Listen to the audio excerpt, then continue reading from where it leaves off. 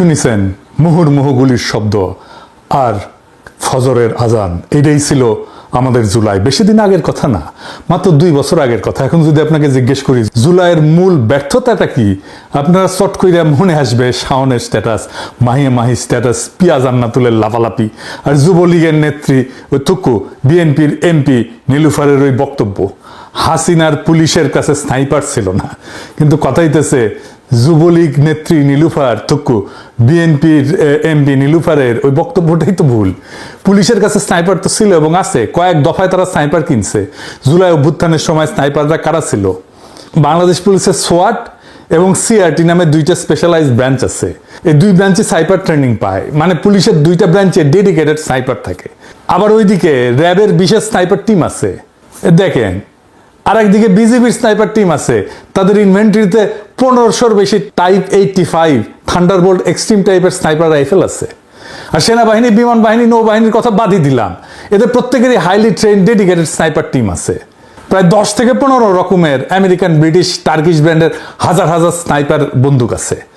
জুলাই অভ্যুত্থানের সময় মাঠে তো শুধু পুলিশ না, বিজিবি ছিল, র্যাব ছিল, সেনাবাহিনী ছিল, এমনকি বিমান বাহিনী পর্যন্ত সারা দেশে ডিপ্লয় করা হয়েছিল।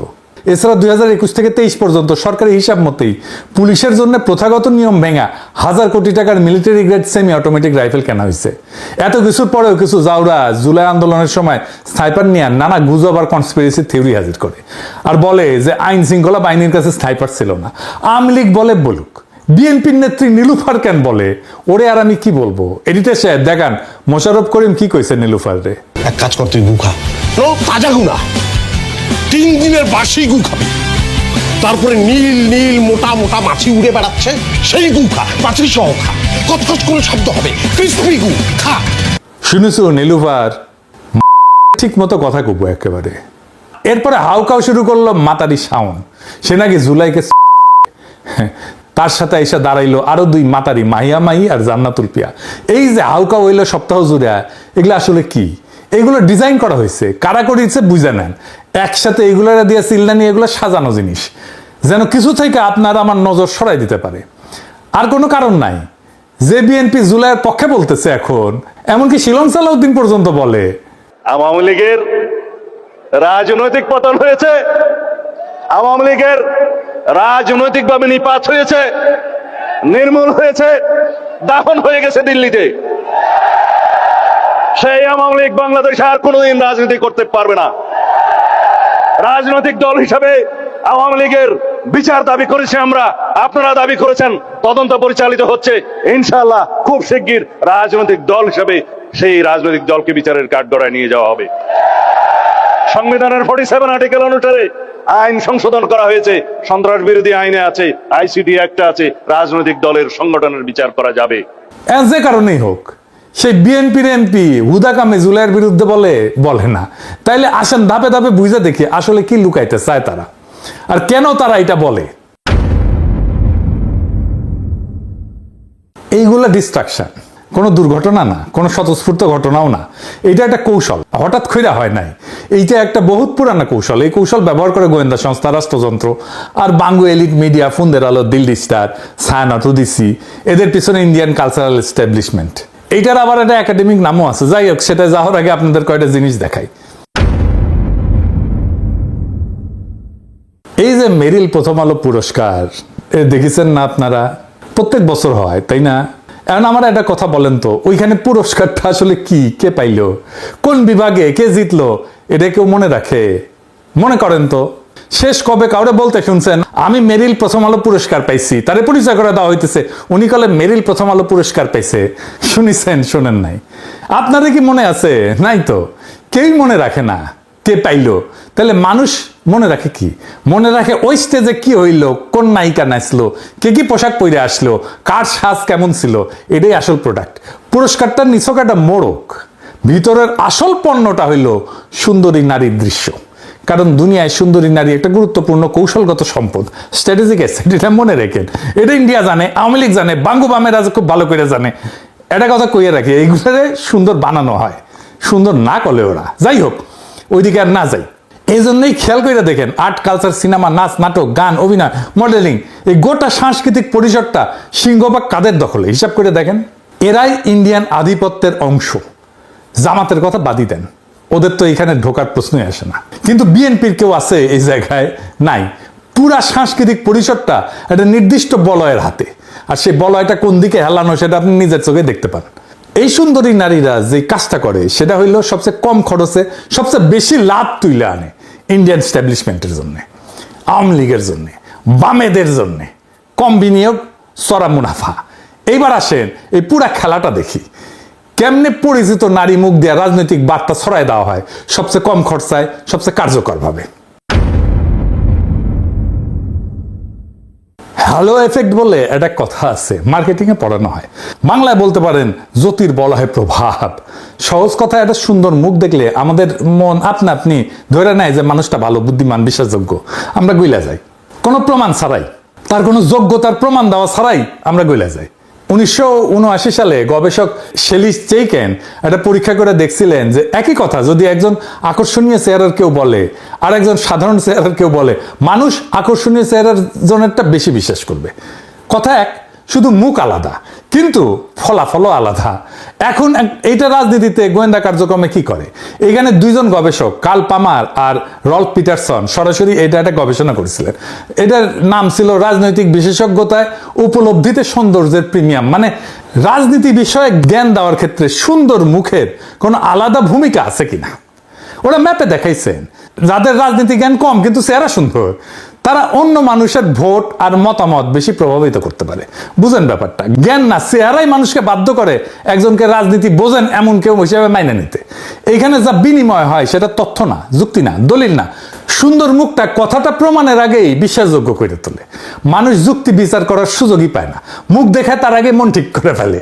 বিজ্ঞাপনের নারী, রাজনীতির নারী একই খেলা। আমরা সবাই জানি পণ্যের বিজ্ঞাপনের নারী দেহ কিভাবে ব্যবহার করা হয়।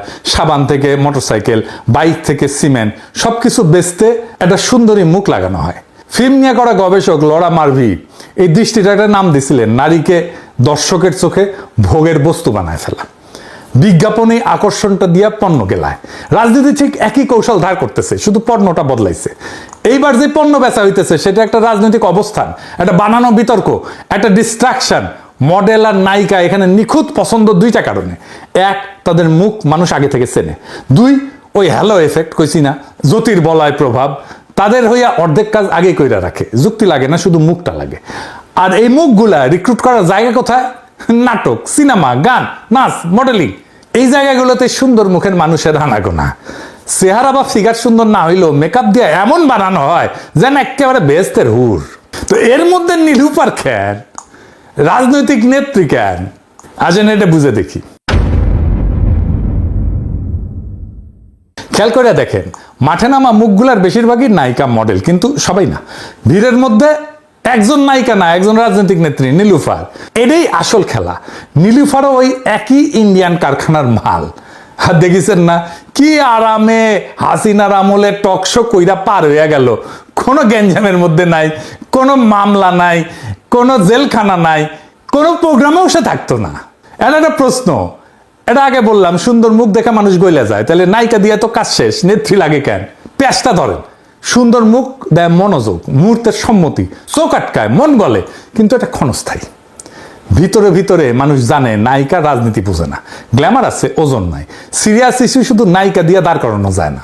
এইখানে নেত্রী লাগে। নায়িকা দরজা খোলে, নেত্রী ভিতরে চেয়ার পাইতা বসে। নেত্রী সেইটা আনে যেটা নায়িকার নাই, ওজন, সিলমোহর। সে দাঁড়াইলে মানুষ ভাবে ও তাইলে এটা শুধু নাচ গান না, এটা শুধু গ্ল্যামার না, এর সাথে দু একটা সাংবাদিক শিক্ষক জুড়ে দিলে জমে যাইতো।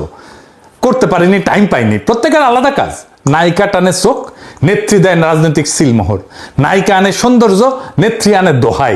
একটা টানে আর একটা টিকায়। রং আর সিল একই সাথে, জাল নোটও এতে আসলের মতো মনে হয়। তো এই মেশিন, এই সিস্টেম গোয়েন্দা সংস্থার এত কাছে এত জনপ্রিয় কেন? কারণ এটা সস্তা আর নিরাপদ। ইন্ডিয়ার রয়ের টাকা পয়সা কম। এরা কাজ করে মূলত মায়া দিয়া, এক টিকিটে দুই ছবির মতো। হানি ট্র্যাপও ইউজ করা যায়, কাজও করা যায়। আর সুবিধা আছে, একটা ঢাল। পুরুষকে কথা কইলে বিরোধীরা তারা ছিঁড়া ফেলতো একেবারে, কিন্তু কথাটা নারীর মুখ দিয়ে বাইর করেন, এইবার কেউ পাল্টা কিছু করলে রব উঠবে, নারী বিদ্বেষী, নারীর গায়ে হাত, সমালোচক পিছায় যায়। বার্তা ছোটে কিন্তু বার্তা বাহকরে ধরা যায় না। নারী মুখ এইখানে বুলেট প্রুফ জ্যাকেট একটা। 2 নাম্বার টনিক। আওয়ামী লীগের তৃণমূলের কর্মীরা মাঠে নামতেছে, মাইর খাইতেছে, জেলে যাইতেছে, মামলা খাইতেছে, এদের চাঙ্গা রাখা লাগে। এখন একটা সুন্দর মুখ দলের হইয়া কথা বললে কর্মী গরম হয়, উত্তেজনা বাড়ে, উদ্দীপনা বাড়ে। ক্রিকেট মাঠে সিয়ার লিডারদের মতো দেখেছেন না, টেকা দিলে আইসা নাইচা যায়। কাজ ওইটাই, মনোবল ইনজেক্ট করে ভিতরে। 3 নাম্বার কম খরচা, চড়া মুনাফা।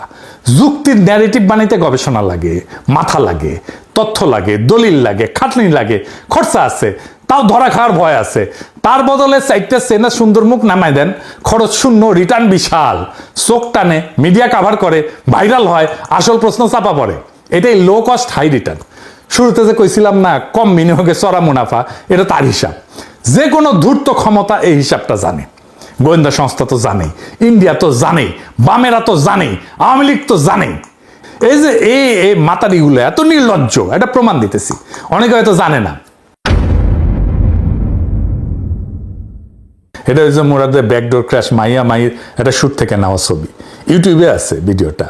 তো এই মাই 2023 সালের মার্চ মাসে কাঁড়াল রানীর পুলিশের করা ডিজিটাল নিরাপত্তা আইনের মামলায় আটক হয়েছিল। সে ওই সময় দাবি করেছিল যে তাকে প্রেগন্যান্ট অবস্থায় আটক করে নির্যাতন করা হয়েছে।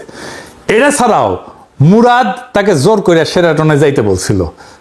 ওরে নাকি সে হিস্ট্রি সবাই জানে, জানেন না? জানেন না? এডিটর সাহেব শুনান। এই সবরি, এখন তুই আসবি এখন। ওইটাই তোর মনে হয় যাচ্ছে। চুপ থাক, এখন আসবি। আমি মিটিং এ। তুই তুই তুই তুই লাইতে গেছ, কথা তুই বলানি রেস্টুরেন্টে খাইতে গেছ। এই তো খাবার অভাব হয়েছে রে মাগি। শুনেছেন, এরকম অপমানিত হইলে কোনো নারী ওই দলের আশেপাশে তো যাইতো না, যাইতো বলেন? মানে টাকলা মুরাদ যদি একজন বাজারের আচরণ করতো, সে দেখিতে আওয়ামী লীগের সার্ভিস দিত না, ইমো সার্ভিসও দিত না, কিন্তু এই মাতারি দেয় সার্ভিস। আর আরেকজন দেখেন, এই যে এই 2রা আগস্ট 2024 বাংলাদেশের মাটি যখন রক্তে ভিজে যাইতেছিল, মানুষ উদ্ভ্রান্ত হইয়া মুক্তি কামনা করতেছিল, তখন এ ব্যস্ত ছিল উদ্দাম আমোদ প্রমোদে। আজকে সে শাওনের পাশে খাড়াইছে।